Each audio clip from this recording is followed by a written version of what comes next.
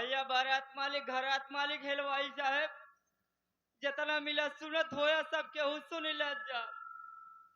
केहू का अगर मसाला के जरूरत हो किराना स्टोर पे केहू मिला जिन जा जाए। हमारे मास्टर राकेश कुमार डॉक्टर के नौटंकी पार्टी का लिए खुद ही मसाला वाली मशीन रखे हैं।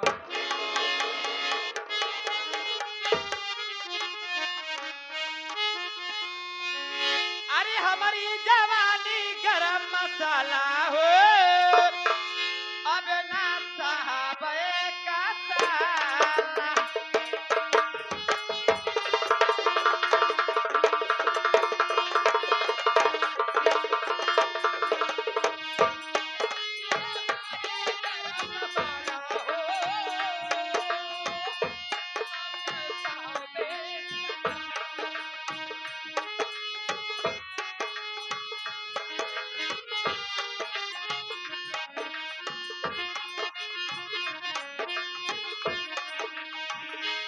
परदेस गईले भेजे ना रे पातिया दिनवा ता बीत गईलन बीते ना रे रातिया।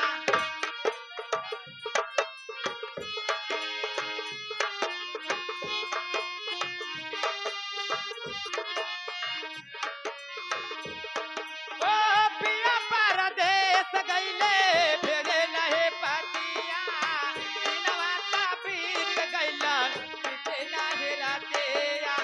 के देखो लाई अपन ताला हो के देखो लाई अपन ताला हो अपना साहबे का साला।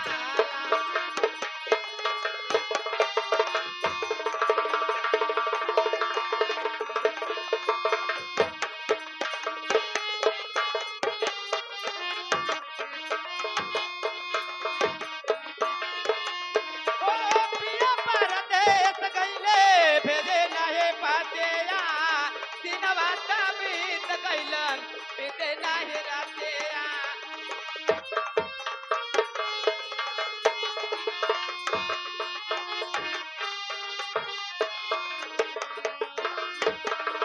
ओ के देखो लाई अपन ताला हो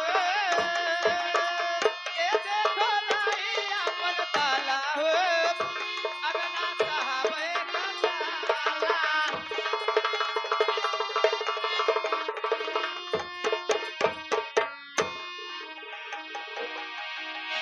साथ ही साथ आप आ गए हमारे सम्मानित परमादेवी।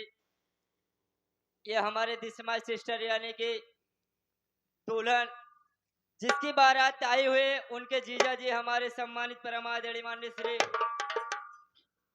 हरिशंकर यादव बाबू साहब उर्फ कल्लू। हरिशंकर यादव उर्फ कल्लू बाबू साहब जो कि आप जमुनीपुर के पावन धरती से आता है। राकेश भैया तनी कल्लुओं के ऊपर ध्यान दा कब्बई से आज चकमा लगाई खड़ा है। 101 रुपए का पुरस्कार। कहना है का हो? कि चलते चलते थक गया सारा बदन अब चूर है।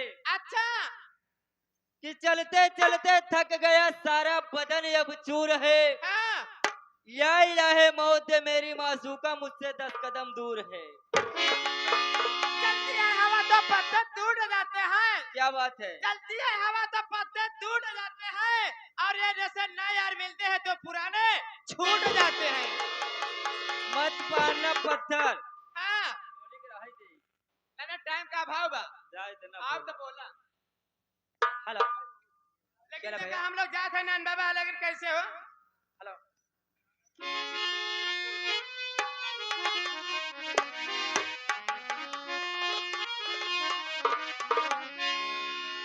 अरे जब से